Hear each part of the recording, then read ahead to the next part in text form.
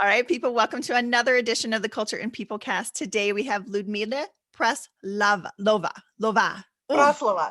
Praslova. Oh, I said I was going to say it right and I just butchered it. So sorry. Okay, so No, you're Ludmila, great. in a few sentences, would you tell us who you are and what you do?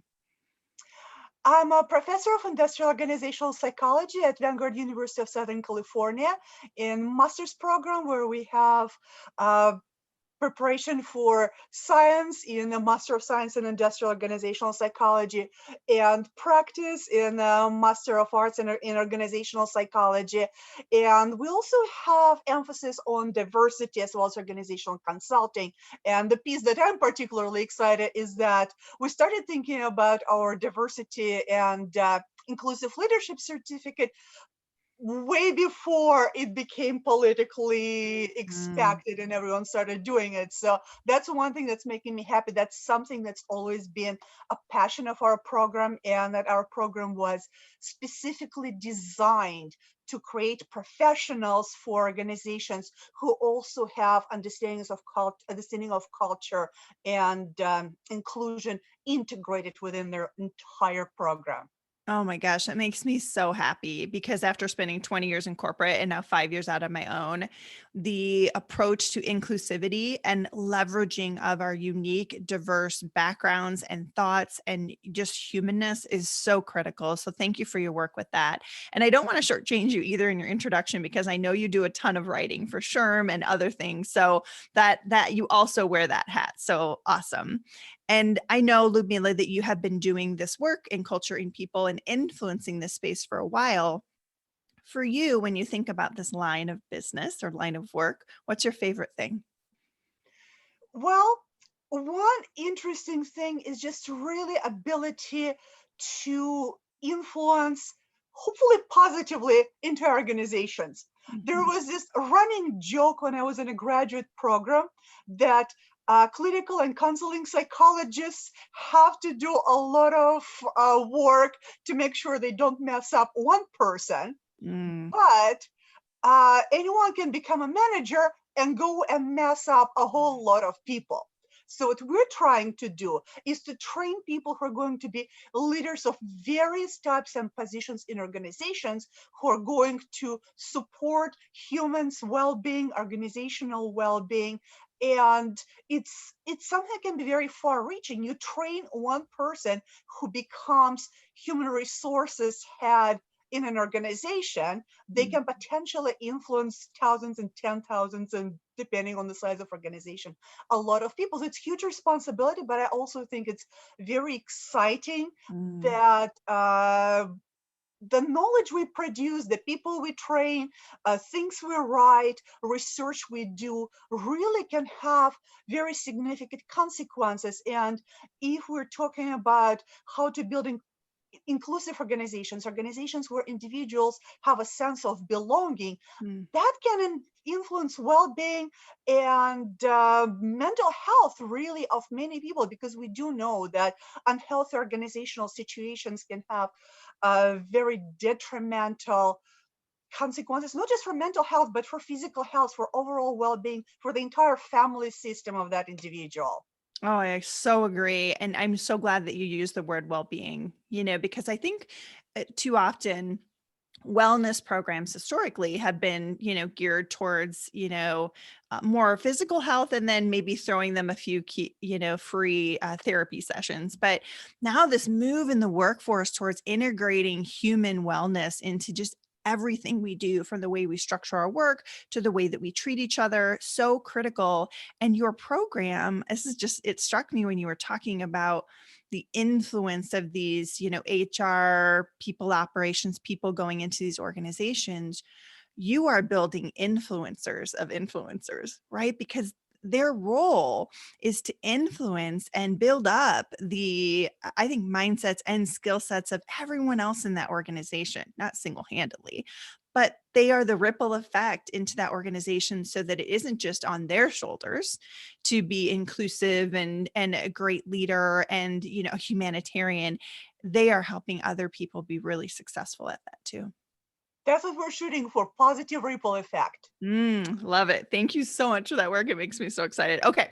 So I'm hearing from top leaders before COVID, but for sure in COVID too, engaging talent in the workplace is a challenge. And that workplace could differ, right? Could be the academic setting, could be, service industry, could be a corporate office. What are your thoughts on engaging talent being a challenge?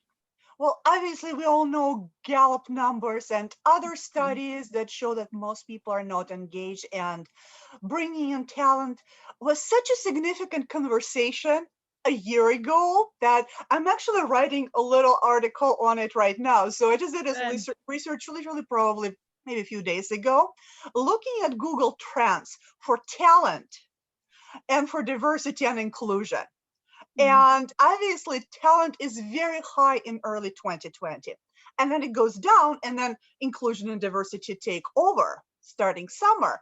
So we Mhm. have talent high January, February, obviously, when we had a lot of hiring needs. Then nobody's doing anything for a while. Everything goes down because it's a pandemic. And then in the beginning of summer, talent is still low, but diversity and inclusion go up and stay up through the rest of the year.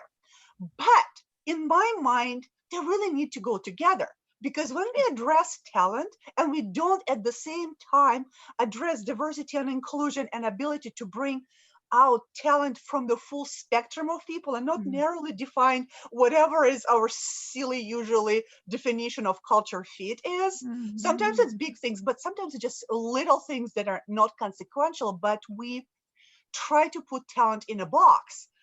And box is the opposite of what we want our talent to do, which is to create and innovate. So if we try to figure out how to simultaneously work on talent engagement and making people of different kinds of abilities, cultural backgrounds feel comfortable within your organization, that is going to be what is going to what will help us to bring the most out of our talent and to bring the widest range of talent within our organizations, because otherwise we're just going after this very narrowly defined talent that we hired for the last 200 years, Mhm. doing the same things people were doing for the last 200 years, and it hasn't worked all that fabulously. So we definitely can do much better if we start understanding that people don't engage unless you understand their entirety of their humanity, with their cultural background, with their disability or disability cultures, and broader understanding of, actually, it's not necessarily disability, but a difference, Mhm. and understanding of social economic class, variety of experiences that we bring with us, and ability for people to truly be themselves and to belong. That, I think, will is what is going to really help engaging talent and making both organizations and people thrive. Oh, I love it, and Lumila. And when we talk about people can't engage without humanity, like, oh, my personal mission is to restore humanity into our work and workplaces. And you are so right. That's the missing piece. I'm a huge operational thinker. I like to systematize things. I like to put process in, organizational effectiveness, right? But you could do all that all day and without having a healthy culture of humanity where people in their essence for who they are nurtured and celebrated and leveraged, you're not going to get engagement, and therefore your performance and therefore your company results will always be lower than they could be before. So let's get really tactical here, because you got me with the humanity. You also got me when you talked about increasing the comfort level in organizations to get those best results. There's a leader on the line, or even an employee or a founder who's listening and saying, I want to do better. I want to do better at our people practices. I want to do better at keeping our talent out of the box. I want to advance our culture. What can they do, tactically speaking, today? Obviously, there are many things that we can improve our process, but if you really want me to go after one idea, I already mentioned culture fit. Sure. And culture fit is a wonderful thing that if you take it too far, it becomes a problem. Mhm. And I think my background as global culture practitioner which is actually where I started my career. So right out of college, I kind of jumped into intercultural relations. And that's something that taught me the approach to culture that I think is missing in domestic diversity. So if you Yes. approach it from a global perspective, there is a very specific understanding that you don't try to change people. You don't expect that people are going to drop their cultures. You don't Mm, expect that Nigerians and Japanese and Russians are going to start acting as Americans just because they're working for this company. So when we're creating culture fit, we're thinking about higher level things, overall company goals, overall company values. But it's not little things like what you eat and how you dress.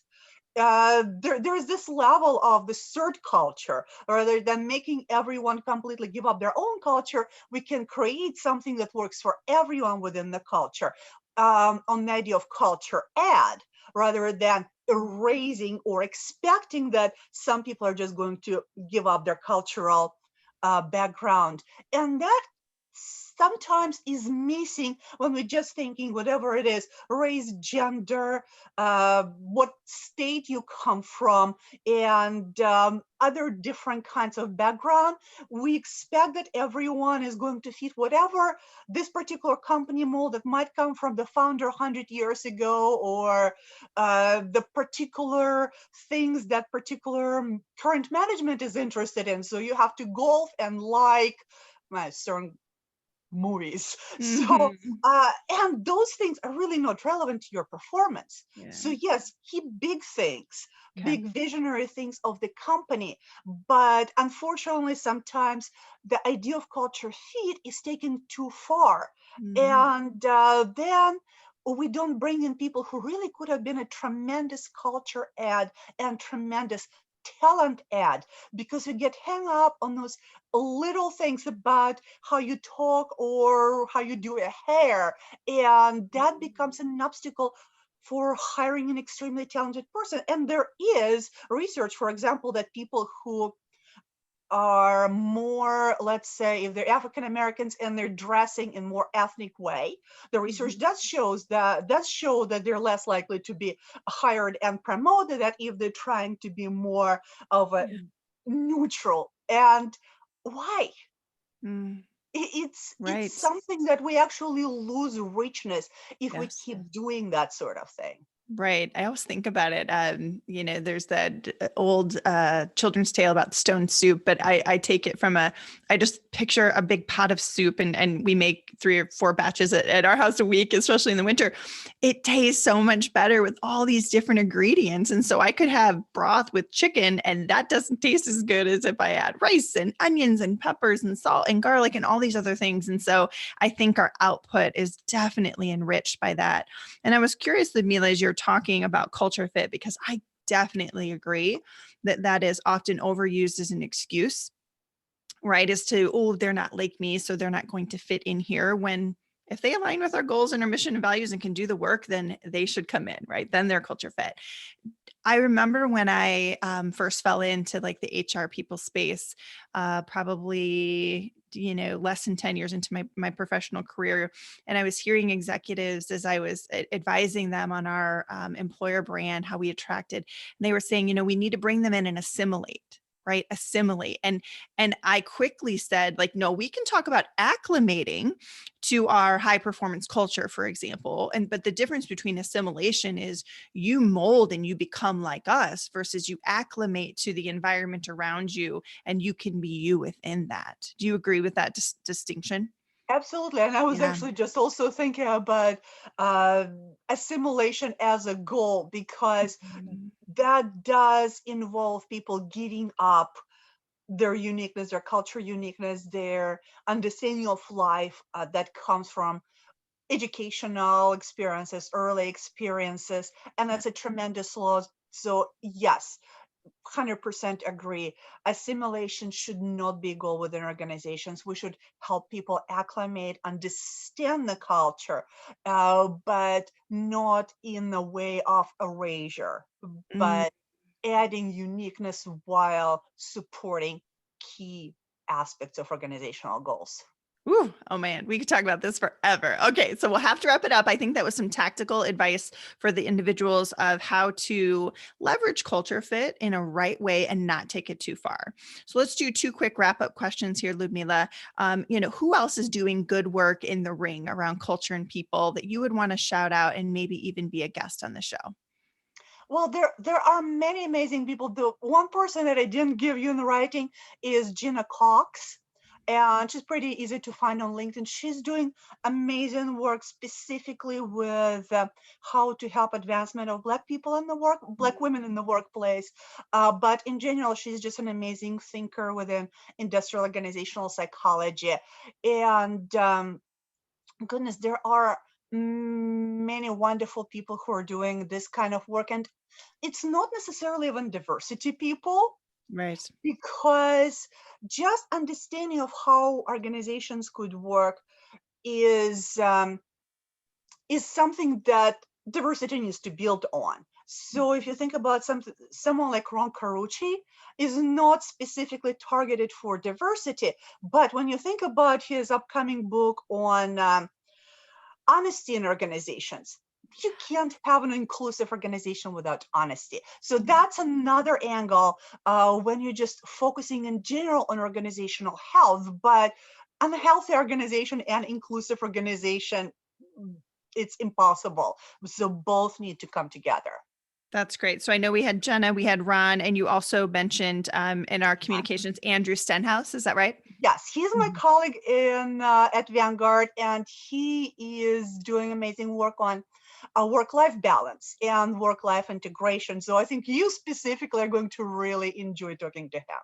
Oh, so great. Thank you for those connections, Ludmila. And let's do a favorite resource of yours, something that advances our thinking related to culture and people.